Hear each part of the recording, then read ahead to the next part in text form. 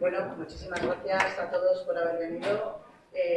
Sabemos que son fechas complicadas, 25 de julio, y bueno, estar hoy aquí en este salón de plenos presentando un libro, y concretamente la estación de riegos de Binefar es uno de los edificios más históricos que podemos tener en Binefar. Es un honor que se haya decidido hacer este trabajo de investigación tan intenso, porque tengo entendido que ha sido intenso, arduo, y pues bueno, ahí está, aquí vamos a poder ver hoy y disfrutar de los frutos de todo ese trabajo que han realizado desde el CEGIT. Así que muchísimas gracias al CEGIT por estos trabajos de investigación en nuestra comarca, y os animo a seguir investigando, a seguir llenándonos de conocimientos sobre cosas tanto de Binefar en este caso como del resto de municipios de la litera. Así que muchísimas gracias, bienvenidos a todos, espero que disfrutéis, y le cedo la palabra a Víctor como presidente del CEGIT. Gracias, Patricia, alcaldesa. Buenas tardes a todos los aquí presentes. Alcaldesa, gracias por vuestra colaboración para poder realizar esta presentación. Enrique, Silvia. Hoy presentamos un libro que llena un hueco en la historia local y por extensión en toda la comarca. Un libro que hemos editado desde el Centro de Estudios Literanos y que seguro tendrá una gran trascendencia. El CEGIT, como todos sabéis, sigue en su línea de dar a conocer nuestra historia, nuestro patrimonio, y en este caso con nuestro monográfico GIPSA y de la mano de Silvia Isabel Mayer, a la que todos conocéis y no necesita ninguna presentación. Es una investigadora rigurosa y que, además de ser colaboradora habitual del CEGIT, forma parte de nuestra actual Junta Rectora como vicepresidente. Hoy nos acompaña una persona excepcional de la que trataré de resumir su gran trayectoria, Enrique Playar Julián, ingeniero agrónomo por la Universidad de Lleida y doctor por la Universidad de Utah.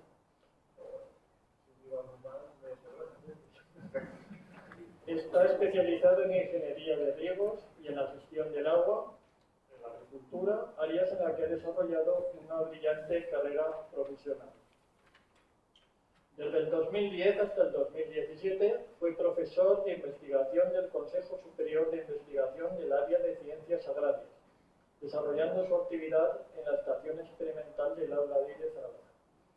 Es autor de un centenar de publicaciones científicas y tiene una reconocida experiencia de gestión tanto en organismos públicos como en agencias de innovación, así como también en el sector privado.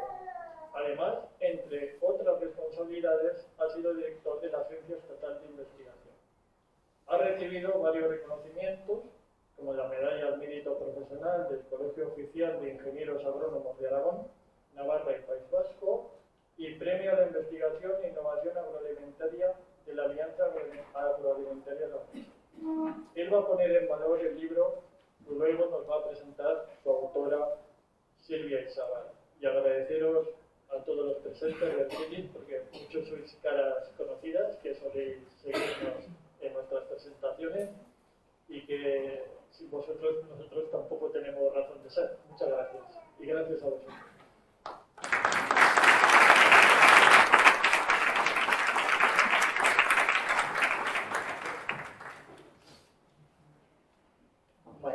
empezar yo haciendo un resumen de la historia del centro y luego lo dejaremos a Enrique que hable de los aspectos técnicos, que es en los que yo voy a patinar.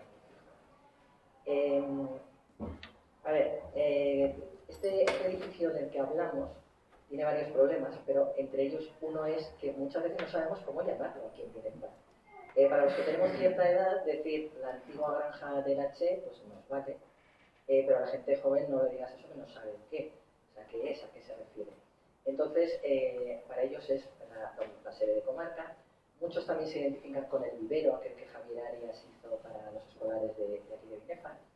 Entonces eso me suponía un poco un problema a la hora de poner el título al libro, que además incluso durante su vida útil también tuvo varios nombres, ¿no? Estación de ensayo de riegos, estación de estudio de aplicación del riego, etc. Al final he decidido la estación de riegos de Guinepar, porque como veis en esa fotografía es la leyenda que estaba en la fachada. Creo que además describe muy bien la función para la que fue creado, y además porque me gusta mucho la palabra estación. Yo creo que no debería desaparecer. Estación es una palabra que tiene muchas acepciones, o sea, hablamos de las estaciones de tren, de metro, de las estaciones del Vía Crucis, de las estaciones del año, pero una estación también es una instalación de carácter científico. Y entonces, pues eso, no nos debemos olvidar de que este fue el objetivo inicial de este edificio. Bueno, la gestión, empezamos por el principio. Comenzó en 1906, cuando todavía no bajaba el agua por el canal de la Bona Cataluña, y los mayores contribuyentes de la vía de Guinepar, el ayuntamiento de la vía de Guinepar y la comunidad de regantes de la vía de Guinepar, solicitaron al Estado, a través de la Comisión Ejecutiva del Canal, la creación de un campo de demostración agrícola. ¿Por qué? Pues porque había mucha impaciencia por regar, porque llevaban mucho tiempo luchando porque el agua bajara por el canal de la Bona y Cataluña, porque tenían una situación económica apurada, llevaban muchos años de sequía y sabían que tenían mucho trabajo por delante. Sabían que tenían que nivelar tierras, hacer bancales, que tenían que hacer las acequias secundarias, que tendrían que emplear nueva maquinaria, que podían emplear abonos inorgánicos que se estaban empezando a popularizar entonces, y sabían también que se les abría un mundo de posibilidades, que de repente podía desaparecer el barbecho, lo que se llamaba el sistema de año y vez, y poner forrajeras, poner frutales, introducir la ganadería, que era desconocida.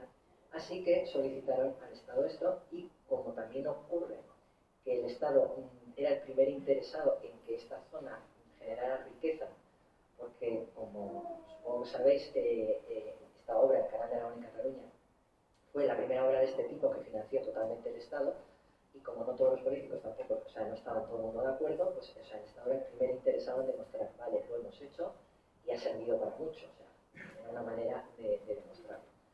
La verdad es que el Estado en aquel tiempo estaba haciendo un esfuerzo muy importante para mejorar la agricultura, con la creación de muchos centros agronómicos por todo el país, con la creación del cuerpo de ingenieros agrónomos, con mucha divulgación en papel, o sea, publicaciones y demás. Así que, bueno, pues la verdad es que se les aceptó, o sea, se concedió ese centro de demostración, pero en algún momento los de Guinepar se vinieron arriba y dijeron, ostras, un centro de demostración es una instalación menor que depende del ingeniero agrónomo, en este caso, el jefe de la sección de toda la zona, Aragón y Rioja, que era toda la zona que incluía. ¿Por qué no aspiramos a más? Porque no tenemos un edificio que sea completamente autónomo, que tenga su propio ingeniero agrónomo como director y que tenga un laboratorio. Y bueno, pues hicieron una nueva solicitud que también les fue aceptada, y así fue como nació la estación de riegos de Guinepar, que entre pitos y flautas comenzó a funcionar entre finales de 1909 y comienzos de 1910. Por un aspecto completamente diferente al que estamos acostumbrados a ver. O sea, nadie de los que estamos aquí de Guinepar, o que conocéis bien Guinepar, hubiéramos identificado jamás este edificio con la estación de riegos. O sea, es que no se parece para nada.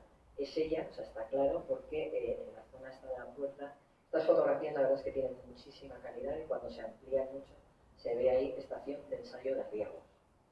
¿Vale? Ha sido un lujo contar con estas fotografías. Estaban mal clasificadas en el archivo de H, en realidad estaban como que eran de la granja de Mudeva, y bueno, pues no sé, estirando del hilo ahí por una pequeña pista y tal, el archivero de Confederación, Fran Perla, lo quiero nombrar porque la verdad es que se ha portado de maravilla el nombre, pues logró conseguir 70 fotos de este centro, 70 fotos inéditas que no habíamos visto nunca y que nos muestran pues, el aspecto de este centro como no lo habíamos visto nunca. Podemos ver aquí distintas, o sea, esto en blanco sería la fachada posterior. Vemos también aquí el detalle de esta fachada anterior con esta pajarera, que a mí me encanta, una pajarera enorme en ese pequeño jardincillo. Pero la verdad es que hay fotografías, pues bueno, por ejemplo, de las dependencias del ingeniero que vivía allí, o sea, el salón, el dormitorio, la escalera principal, de los aperos y maquinaria, que vemos que andaba bien surtida, lineadoras, alentadoras, incluso se ve aquí un pequeño tractor oruga, casi diremos monopuntor, ¿no? Pero bueno, pues debía ser esto una novedad. Tenemos también fotos de los laboratorios y de las instalaciones ganaderas, porque uno de los fines también era potenciar la ganadería. Pues había establos, había un parque avícola muy completo. Cuando se amplía mucho la foto, se ven patos, ocas, gansos, que los pollitos se les vendían a los agricultores a precios reducidos, y estaban los conejales también. Entonces, ¿qué se hacía aquí? Bueno, pues el primer director que hubo fue un señor que se llamaba Pedro Navarro de Micheo, que era un ingeniero agrónomo, cordobés, de familia aristocrática, vino aquí muy joven, y bueno, pues su función fue empezar a poner esto en marcha. Por ejemplo, la estación meteorológica, que solamente había 2 en la provincia de Huesca. De hecho, las temperaturas que se cogían en Huesca solamente se cogían en el Instituto de Huesca y en la estación de riego de Minepa.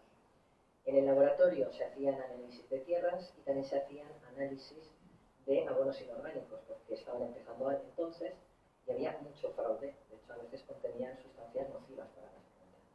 Entonces, el Estado lo que hizo fue autorizar a una serie de establecimientos para que realizaran esos. Cuando un agricultor pensara que le estaban tomando el pelo, que se pudiera analizar esos abonos, y en la provincia de Huesca el único centro autorizado era el de Minefa, que es el momento de decir que este centro fue el único centro agronómico creado por el Ministerio de Agricultura en toda la provincia de Huesca. No hubo más. Hasta que llegó Confederación no había más centros agronómicos. Y os aseguro, porque hay toda una carpeta en el Archivo Histórico Provincial de Huesca, que la ciudad de Huesca lo intentó, pero bien. Porque además se quejaban de que, claro, pues Minefa, que era en la zona oriental, pues para la gente de Jaca, de varias comarcas, esto les pillaba lejos. Sin embargo, en Huesca, pues todo el mundo tenía que ir por algún tipo de burocracia y tal, y sería mejor en Huesca, pero no lo iban a conseguir. Más cosas que se hacían aquí: ensayos de cultivos. O sea, pues yo que sé, de trigo se hacían ensayos con diferentes tipos, se aplicaban además diversa maquinaria para saber cuál daba mejor resultado en esta zona, se hacían también a escala, o sea, tanto en pequeñas parcelas como en parcelas más grandes, para que pudieran ayudar a agricultores pequeños o a grandes agricultores. Fue el responsable de la expansión del cultivo de la remolacha, que tan importante sería en esta zona, y que daría lugar a la existencia de la azucarera de Monzón. Pero como que sí que es verdad que la sociedad azucarera regalaba la semilla y daba los abonos así muy baratos a los agricultores, para todo tipo de consultas, para los aspectos técnicos, tenía que venir a la estación de ensayo, o sea, a la estación de riego de Minefa.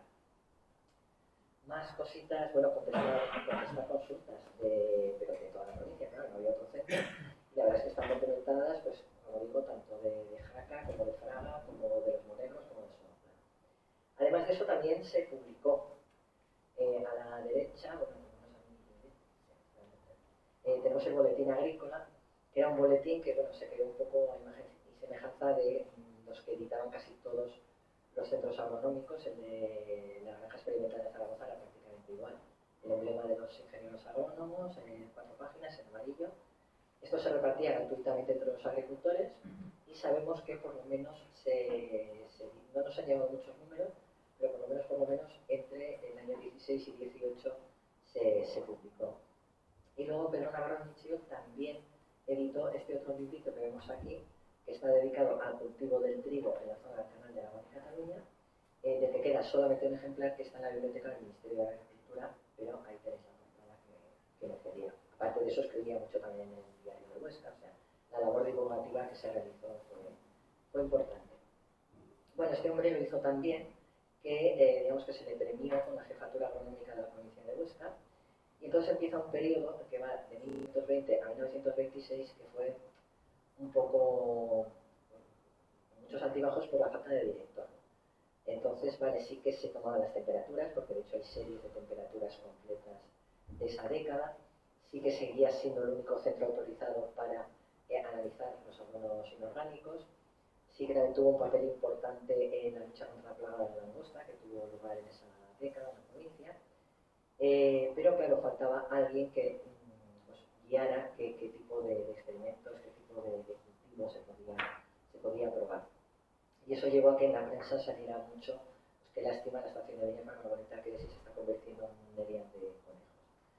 En este periodo, de todas formas, hay una pequeña excepción que duró 11 meses, que fue cuando vino como ingeniero Joaquín de Pitarque y Elío, que era un ingeniero agrónomo también, vivía en Zaragoza, pero que procedía de una familia terrateniente de Alcolea. Este hombre, aunque vino a disgusto, que lo dijo él en el Heraldo, pero la verdad es que se tomó la cosa bastante en serio, publicó mucho, era un escritor muy prolífico, toda la prensa zaragozana tenía páginas agronómicas firmadas por él. Publicó también un folleto con el tema del cultivo de la remolacha en vísperas de la inauguración de la azucarera de Monzón, que además fue lo reprodujo incluso el Ministerio de Agricultura en sus hojas divulgadoras, se reprodujo mucho en prensa. Y luego tuvo una idea bastante brillante, como fue hacer una cátedra ambulante, que significaba que cualquier pueblo de la provincia, si necesitaba un cursillo o una conferencia sobre un tema agrícola concreto, pues él lo organizaba y lo llevaba hasta allí.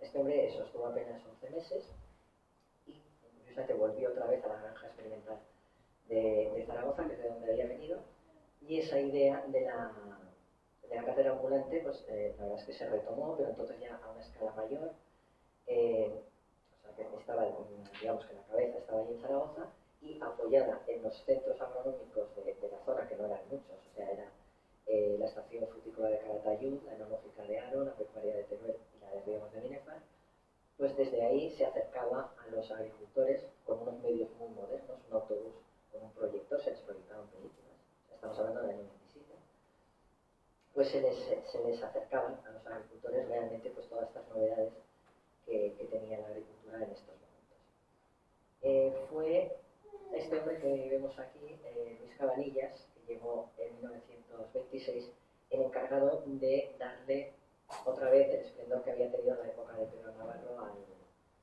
nuestro centro, ¿no? Luis Cabanillas, también era ingeniero, claro, era de Madrid, y su llegada coincidió con la inclusión del centro de Binefar en el Instituto Nacional de Investigaciones Agronómicas y Forestales. En este instituto, que pretendía aglutinar a los centros que investigaban todo lo que era el tema agronómico, pues la verdad es que estaban todas las estaciones centrales de Madrid, y en la periferia solo había 4. Una que se dedicaba al aceite en Jaén, una que se dedicaba a las moreras y los gusanos de seda en Murcia, una enológica en Vilafranca de Penedès y la de riegos que estaba en Binefar. O sea que de repente se colocó, digamos, en la élite de los establecimientos investigadores agronómicos en España y en la referencia en el tema del estudio del regadío. ¿Por qué se incluyó ahí? Pues porque este hombre, Luis Cabanillas, tenía un ambicioso plan de estudios a realizar en Binefar. Uno de ellos era estudiar la salinidad de las tierras, que es un problema que afecta a casi todos los nuevos regadíos. El canal de Aragón y Cataluña no era una excepción, o sea, había muchas hectáreas afectadas por este problema. Y para ello contó con la ayuda de Julio Jordana de Pozas, que es el que la acompaña ahí, que vino aquí muy joven, pero es un hombre que la verdad es que tiene una trayectoria muy interesante como ingeniero, un agrónomo, y que además vino recién llegado de la residencia de estudiantes, donde había sido compañero de Buñuel, de Dalí, de Lorca y tal. Entonces, bueno, pues este hombre se puso al frente del laboratorio y él se dedicó al tema de las tierras salinas. Mientras Luis Cabanillas lo que tenía era como una fijación en conocer la cantidad de agua exacta que necesita cada cultivo. Y para determinar eso, se basó en un sistema que se realizaba en una central, en un centro experimental de Estados Unidos, y que se basaba en el estudio de lisímetros, y luego Enrique nos explicará la naturaleza de estos experimentos, porque si me pongo yo a la información técnica, ahí lo vamos a fastidiar. Pero bueno, era un sistema que no se había utilizado nunca en España, y bueno, pues a ello que se puso, todo ello sin olvidar la realización de experimentales. De hecho, se hicieron pruebas de rendimiento de tomate, de pimiento, se hicieron incluso pruebas de hacer conservas, por si algún empresario tal quería unirse a ello, cosa que no se podía, porque Comercio Salillas abrió que eran amigos, o sea, está documentado que eran amigos con Luis Cabanillas, y abrió una fábrica de conservas. Pues todo este ambicioso plan de estudios hizo que la estación de riegos de Binefar pues para 3 páginas en el ABC, donde Luis Cabanillas en una entrevista le explicó pues, todo lo que pensaba hacer aquí en Binefar y todo lo que se hacía aquí en Binefar. El Instituto Nacional de Investigaciones Agronómicas y Forestales dio paso al Instituto Nacional de Investigaciones Agrónomas, en línea. O sea, se separaron, digamos, forestales y agrónomos por otro lado. Y la estación de Binefar se incluyó en línea, pero estuvo poco tiempo porque en 1933 pasó a ser gestionada por la Confederación Hidrográfica del Ebro. Esta había nacido en 1926 y contaba con un potente sistema servicio agronómico que lo que pretendía era, bueno, pues ya que por un lado estaban haciendo nuevas infraestructuras de regadío, pues por el otro que los agricultores conocieran cómo manejar ese regadío. O sea que era un poco el espíritu que había guiado el nacimiento de la estación de Binefar. Entonces, cuando se hicieron cargo de la estación de Binefar, ya contaban con la granja de Almudévar, una granja de los Caballeros, el vivero frutal de Monzón, y habían comprado la Medusa, donde querían hacer un vuelo de colonización que se llama la costa. Entonces, les hacía falta un sitio donde se investigara realmente, un sitio donde se obtuvieran unos datos que aplicar en los otros centros. Y por eso, después de un periodo así como de cortejo que hubo entre unos y otros, finalmente, el 1 de enero del 33, se hizo ese traspaso porque uno pertenecía al Ministerio de Agricultura y el otro al Ministerio de Medio Ambiente, ahí en Obras Públicas y Agricultura. Y entonces, bueno, pues eso, hubo una cesión ahí del personal, de los enseres y también de los edificios. Es verdad que la Confederación no pasó su mejor momento ahí durante la Segunda República, porque no fue cuando tuvo mayor asignación presupuestaria, ni fue cuando tuvo más autonomía, pero la verdad es que en Binefar se gastaron dinero, ¿no? O sea, y de repente, o sea, aquí ya sí reconocemos todos el edificio. Sí que es verdad que, por ejemplo, esta valla que hay en la parte delantera, esta no la hemos visto nunca, pero ya tiene un aspecto muy similar a como es ahora. Hay que decir que la parte de obra vieja no se tiró, o sea, digamos que se consolidó, pero se ampliaron los edificios. Las naves laterales se ven más anchas, si comparamos con las fotos de antes. Y claro, en el caso del edificio central, como ya venía su espacio limitado por esas naves laterales, lo que se hizo fue añadir un cuerpo en la fachada delantera y otro en la fachada trasera. Y se ampliaron laboratorios y tal. Claro, ¿qué pasa ahora? Que estos edificios son muy similares a los de la granja de Almudévar. Entonces, mucha gente ha dicho y se ha publicado que este establecimiento fue creado por Confederación, cuando ya vemos que no es así, que ya tenía una historia previa. La granja de Almudévar fue proyectada por Regino Borovio, que era el arquitecto de cabecera de Confederación. Muchas oficinas de embalses, de canales, las oficinas centrales de Confederación fueron diseñadas por él. El archivero de Confederación me dijo que en el momento en que se hizo esta reforma, Borovio no estaba en nómina del H, pero bueno, eso no quiere decir que no se le pudiera encargar en un momento dado el proyecto, o simplemente que al arquitecto que se lo encargaron, pues le dijeron, oye, que siga la misma línea estilística que tenía antes, o sea, que tiene el resto de edificios.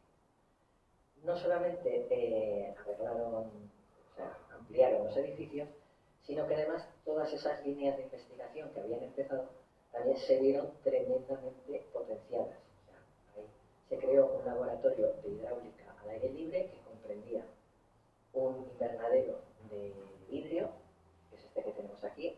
Esto los de Binefar también sabemos lo que es donde ahora mismo la Asociación de Litera Defensa Animal tiene los perros que están por el municipio, pero mirad qué bonito lucía ahí en 1935, ¿no? Ahí están las básculas de precisión donde se pesaban los lisímetros. Los lisímetros son esa especie de macetas, ahí esos cilindros, que con un sistema de raíles luego también salían al exterior en una explanada de hormigón que todavía existe también. no existen los raíles, ni existen estos cajones, pero la explanada sí existe. Y también se construyó una nueva estación meteorológica, que es lo que se puede ver en la foto de abajo. Ahí ya había más estaciones, bueno, de hecho Confederación tiene una red de estaciones meteorológicas ya muy importante, esta se integró en ella, y luego también una acequia para estudio de aforos, que todavía está y todavía es visible para los que lo saben ver. O sea, yo por ejemplo no, mi marido que trabajaba en Confederación a la primera. Entonces ya con todos estos medios, con todas estas instalaciones, se comenzaron a hacer ya estos experimentos en serio, y bueno, tan en serio que incluso la estación de Binefar fue incluida en la sección española de la Unión Internacional de la Ciencia del Suelo. O sea, que estábamos alineados con todas las investigaciones a nivel internacional sobre este tema, ¿no? Lo que pasa es que llegó la guerra y entonces se paralizó todo. Y sabemos para la guerra lo que pasó aquí y en todo nuestro entorno, que es que se ensayó pues, un nuevo tipo de sociedad, donde los medios de producción para todos, bueno, que nacieron las colectividades, y además Binefar se convirtió en la sede de la colectividad de Monzón. Por cuestiones de centrar unas mejores comunicaciones y tal. Y uno de los orgullos de esa colectividad fue la construcción de un hospital que llevó por nombre Casa Salud Durruti. Era un moderno hospital, contaba con quirófano, tenía rayos UVA para los niños prematuros, tenía rayos X para traumatología, había consulta de medicina general, de otorrinolaringología, de psiquiatría, obstetricia y ginecología. Realmente era muy completo. E imaginad qué avance social para las mujeres de Binefar para la época poder parir en un hospital en el mismo pueblo. O sea, esto ya no lo podemos notar ni lo veremos. Pero pasó. Nunca hemos tenido fotos de ese hospital, seguimos de hecho sin tener fotos del interior de ese hospital. Yo sé que algún día saldrán, no sé cómo ni dónde lo saldrán, pero ahora por lo menos, y gracias al archivo de la CHE, sabemos que se hicieron cambios estructurales en los edificios para albergar ese hospital. De hecho, si veis, o sea, esta es la nave que al entrar estaría a la izquierda, y vemos cómo ampliaron un piso hacia arriba y luego, esto lo veis mejor en la de abajo, se unió esa zona con el edificio central a través de un pasadizo volado. Desaparecen las puertas en los arcos, aparecen muchas más ventanas, lo cual yo creo que indica que este era el pabellón de los enfermos, y a través de este pasadizo volado pues se comunicaba pues donde estaba pues el quirófano, los laboratorios que solo tuvieron que adaptarlos, bueno, todo el demás equipamiento médico, ¿no? Lamentablemente esto duró lo que duró. Todavía tuvo un uso más durante la guerra este edificio, que fue una unidad aquí, esa facultad el momento de una unidad militar, y cuando lo volvió a recuperar la Confederación, pues todo esto que habían hecho les sobraba, así que dijeron, bueno, quiten ustedes y recuperemos el aspecto original. O sea que realmente de esto no queda nada, porque volvió a recuperar ese aspecto original. Bueno, después de la guerra se siguió con los experimentos, se volvieron a retomar, pero en 1940 Luis Cabanillas se fue a una posición para ir de profesor a la Escuela de Ingenieros Agrónomos de Madrid. Allí conoció a José María Larena, que fue el primer secretario del CSIC, del Centro Superior de Investigaciones Científicas. Este hombre era un especialista en la ciencia del suelo y en 1942 creó el Instituto de Zoología, Ecología y Biología Vegetal. Entonces, este organismo consideró que lo que se estaba haciendo en Binefar era realmente muy interesante y que habría que hacerlo en toda España.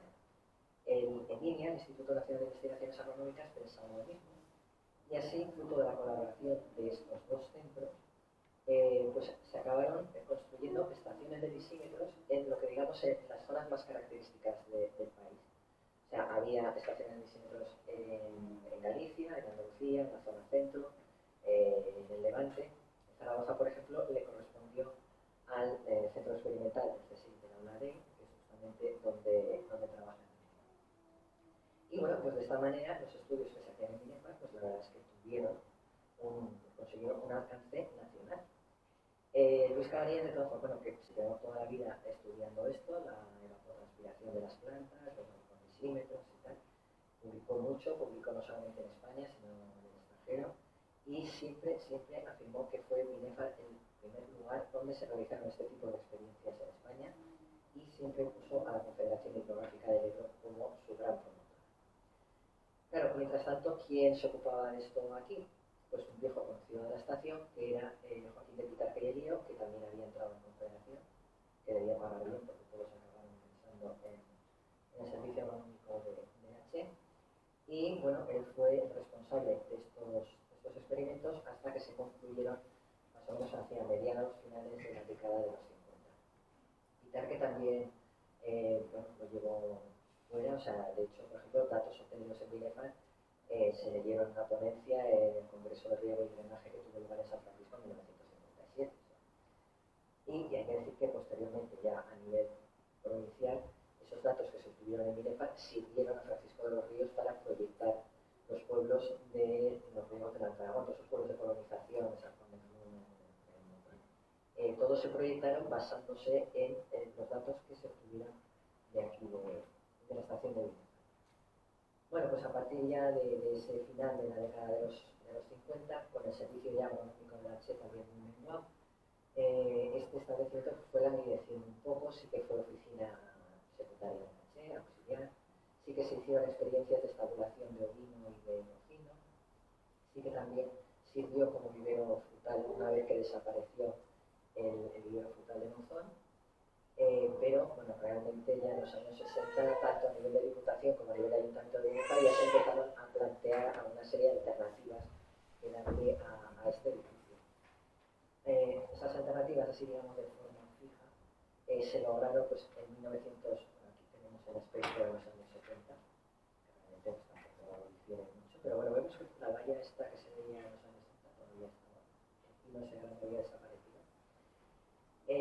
Bueno, pues se consiguió en 1990 cuando se produjo el primer acuerdo de cesión de la Che al Ayuntamiento de Binefar, porque en 1985 se había creado la Mancomunidad de la Litera, los funcionarios de Mancomunidad convivían en el Ayuntamiento Viejo, que era Benevento, con los funcionarios municipales, o sea, ahí no se cabía, entonces tanto Ayuntamiento como Comarca mostraron su interés por ocupar estas instalaciones y bueno, finalmente la cesión para el Ayuntamiento de Binefar para que estuviera ahí, por lo menos en el edificio central, las oficinas de Comarca.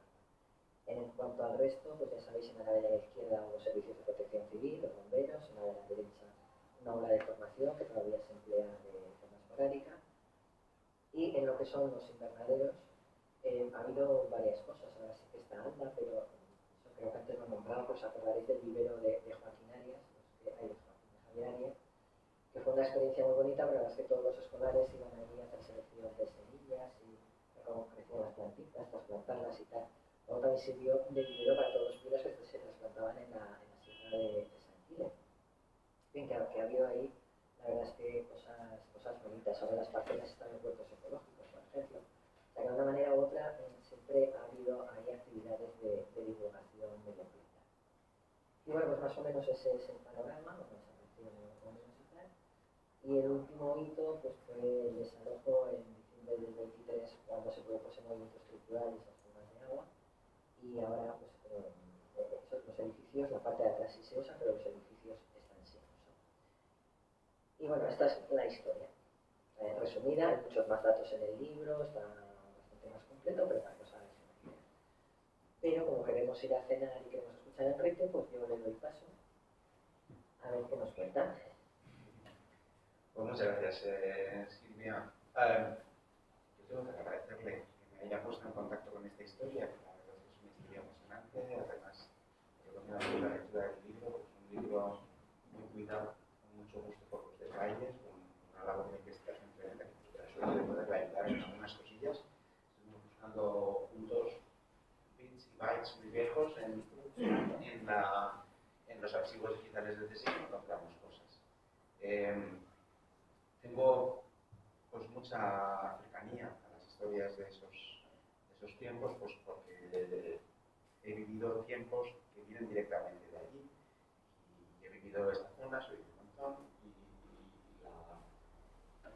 todas las historias que cuentas en el libro pues tienen algún enlace con algún episodio que viví, entonces te mantiene caliente. Me pasa también con otro libro que estoy leyendo ahora, que es el de la industrialización de Binefar, que también, pues, evidentemente, tiene mucha relación. Tiene mucha relación porque yo, como familia de agricultores, a los ratos que encuentro, pues he estado siempre orientado a Binefar, es lo que nos pasa mucho con la agricultura. Entonces, he tenido un tractor montado aquí, con su cabina Moca, también los quitas, con su arado lombarte, y un amigo mío, Fernando, que es una familia de comerciantes de agricultura y ganadería de toda la vida de Binefar, pues me pasó un albarán del año 36 de mi abuelo comprando abono aquí en Binefar. En fin, muchas historias que seguro que los que habéis vivido el pueblo y la litera, como lo habéis vivido vosotros, pues también recordaréis y conectaréis. Mucha alegría de encontrarme con Cabanillas, que me enlaza también con la historia de mi institución, me enlaza con Alvareda, con José María Alvareda, que era de Caspe, es uno de los grandes científicos aragoneses que hemos tenido y que abrió muchas líneas en el CSIC que fructificaron a lo largo de los tiempos, y la verdad es que todo esto ha sido muy importante en un país que tiene una tradición científica muy justita, en la que las universidades, pues, unas milenarias, han formado profesionales, pero en la que la relación con la investigación ha sido muy distante con esas instituciones que todos conocemos, como Miguel Servet, muy atrás, ¿verdad? Pero esta no ha sido tierra de científicos, y Cabanillas preparó la escena para un desembarco de cosas que pasaron después de una manera muy virtuosamente hasta nuestros días, ¿no? El trabajo que se realizó en la estación de Binefar, un trabajo que empezó con la experimentación, pero que enseguida tomó una dimensión efectivamente científica, y a mí me encanta ver esas fotografías de los lisímetros que me parecen sensacionales. O sea, parecen un decorado de Hollywood en el que están a punto de descubrir algo sensacional, y así fue, porque allí se obtuvieron, como tú bien has dicho, datos que han sido fundamentales para documentar las necesidades de agua de los cultivos en una zona, la nuestra, en la que hemos vivido cosas apasionantes desde el punto de vista del agua. Tuvimos una generación de regeneracionistas en España, pero en Aragón también, que vivieron la pérdida de Cuba, que nos cae muy distante y que, bueno, pues que nos cuesta hacer esa relación, pero que fue fundamental para explicar el siglo XX de España, y por la parte que nos toca el XXI. Esa pérdida, que solo se aprecia cuando vas y ves lo que Cuba era. El primer ferrocarril de España estuvo en Cuba. Y ves los ingenios de Alfonso XIII funcionando. Realmente te hace dar una sensación de lo que fue la transformación de una España volcada en una estructura económica colonial hacia mirar hacia adentro como única posibilidad de desarrollo y no encontrar casi nada. Ese es el punto de partida de los regeneracionistas, que tuvieron la responsabilidad de poder encontrar formas de vida y formas de desarrollo para un país que había perdido la revolución industrial hace mucho tiempo y que había vivido de rentas. Unas rentas que desaparecieron, nos quedamos colgados de la rocha. Y bueno, nosotros tuvimos la suerte de que gracias a estos regeneracionistas pudimos ser capaces de disponer del agua, como decía Costa, no para beber, sino para comer. Para comer y posteriormente para generar excedentes que dieron lugar a riqueza y que ellos situaran la Binefar en el ámbito de la aviación, de la electrónica, en fin, cosas que tienen un devenir y que forman una cadena social, pero que necesitan un principio. Y el principio estuvo aquí y estuvo en unos agricultores muy denotados y en un pueblo que, como dices en otro de tus libros, pues ni era grande en cuanto a término municipal, ni tenía grandes fincas, ni tenía nobleza. Y cómo eso obró a favor de un desarrollo que fue un desarrollo armónico, con muchos pequeños industriales, con muchos pequeños comerciantes que han devenido lo que hoy es, ¿no? Que es un milagro económico, no uno, varios. Y eso es muy importante. Los lisímetros, pues sí, los lisímetros fueron un instrumento sensacional. Forman parte de mi vida. Mi primer trabajo fue diseñar una estación lisimétrica en Aula Dei. Y la diseñé trabajando en un despacho cuya ventana daba a la de Cabanillas. Y yo no lo supe. No lo supe hasta el año pasado, cuando descubrí entre las hierbas de esa zona de Aula Dei, descubrí los rieles, que son los mismos que hemos visto en las fotos. Y no lo pude relacionar porque en las últimas décadas hemos sido un país de nuevos ricos, que hemos tenido unas urgencias tremendas por romper con el pasado. Afortunadamente, la sociedad de Río Alimentar todavía no ha sido paso de esa visión que nos ha gobernado cuando decidimos en los 80 que éramos otra cosa y que éramos una gente excepcional, que lo somos, pero que adoptamos esa nueva visión del país en buena medida desconectándonos de lo que habíamos sido, ¿no? Los disímetros nos permitieron, efectivamente, pesando esas grandes macetas, primero de manera mecánica, luego ya en los años 90 con electrónica y con muchos otros añadidos, permitieron establecer el agua que necesitan los cultivos para generar esa riqueza que hoy vemos en nuestras calles. Curiosamente, al tiempo que perfeccionábamos los disímetros, en parte y apoyados en ellos, desarrollamos técnicas para poder conocer esas necesidades en función del clima. Y midiendo algunas variables relativamente sencillas, a finales del siglo pasado descubrimos que podríamos saber con mucha precisión el agua que necesitaban los cultivos.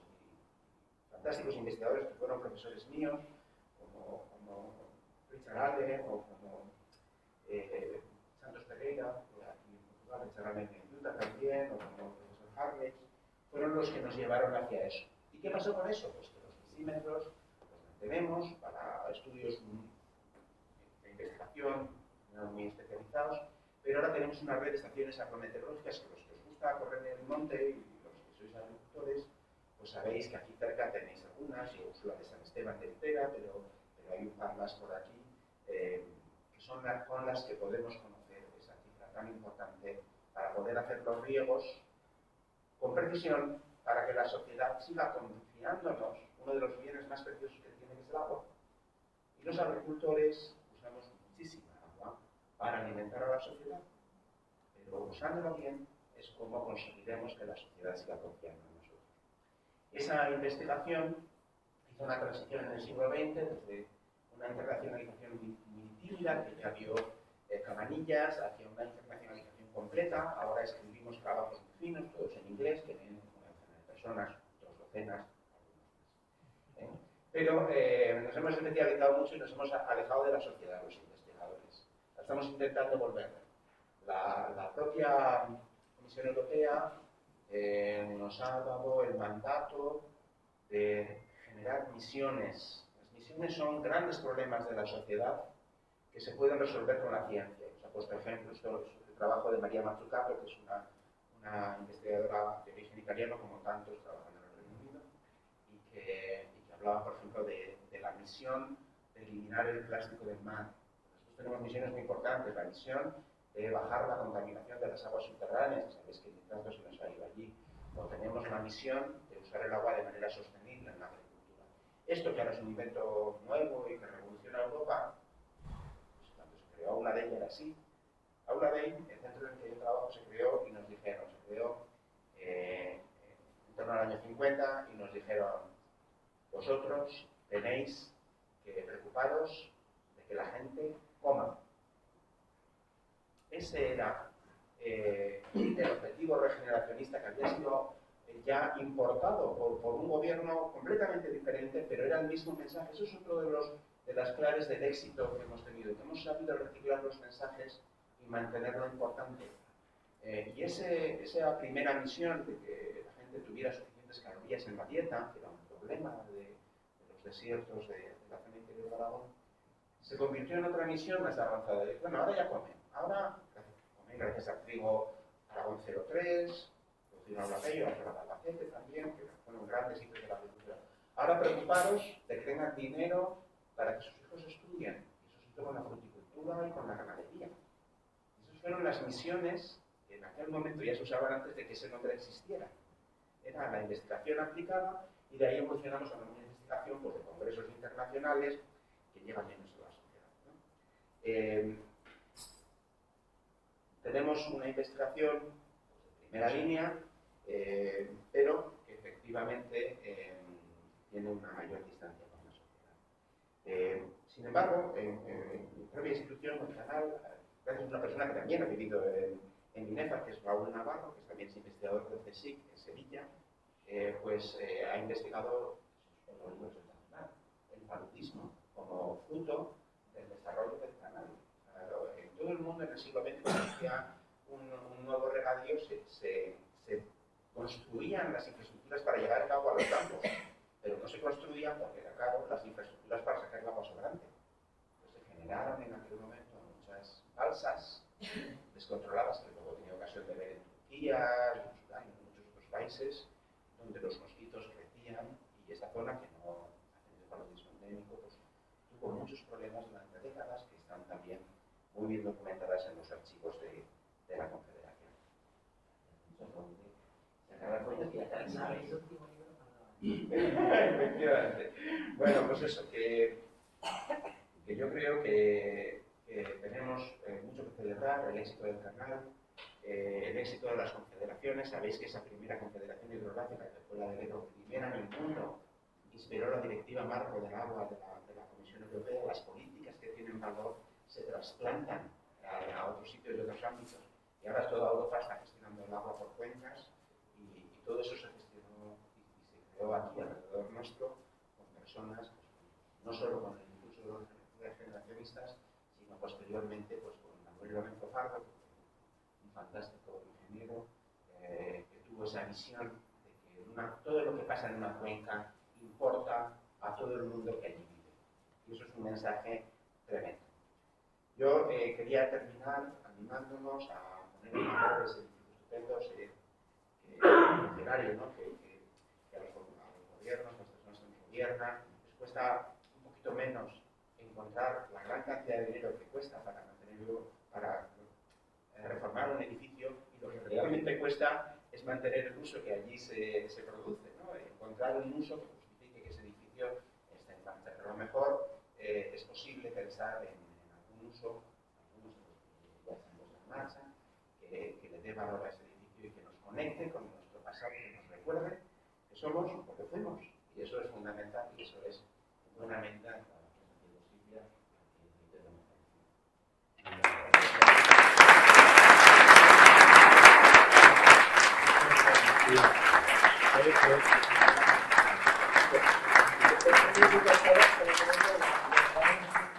Que me ha chafado el mensaje final. No, pero yo quería decir exactamente eso, o sea, yo soy muy consciente de que toda esta historia no se conocía, no la conocía nadie, pero ahora que la conocemos es que no hay excusa. O sea, realmente tenemos ahí un legado de conocimiento, de ciencia, de servicio público que tenemos que seguir manteniendo. Pensar que el arte, o sea, que el patrimonio no solo es arte, que no solo son iglesias, que no solo son castillos o palacios, que hay también un patrimonio científico-técnico que recoge de forma expresa la Ley de Patrimonio Histórico Español, que además también da unas pautas para su correcta gestión y conservación. Yo creo que deberíamos ir por ahí. Sé también que cuando, bueno, pues hay varias administraciones por ahí, pues las cosas se complican, pero yo creo que tendríamos realmente que ir por ahí, o sea, porque realmente tenemos un edificio histórico y todo ese legado que nos han ido dejando todas estas, bueno, pues más de un siglo, ¿no? Tenemos ahí de vida, de servicio público para nuestra comunidad y para ser lo que somos. No nos lo, o sea, Binefar no se lo puede dejar perder, no, ni Binefar ni realmente la litera como comarca. Así que simplemente, pues eso, ¿no? Concienciarnos de que realmente tenemos ahí, lo que digo, un edificio histórico. Punto. Y considerarlo así. Cada vez que lo veamos y lo pasemos por la carretera de San Esteban y giremos, que pensemos, oye, pues ahí teníamos esos experimentos. Y de ahí se exportaron a toda España. Pues bueno, ahí sí, aquí Binefar. Y nada más, ya.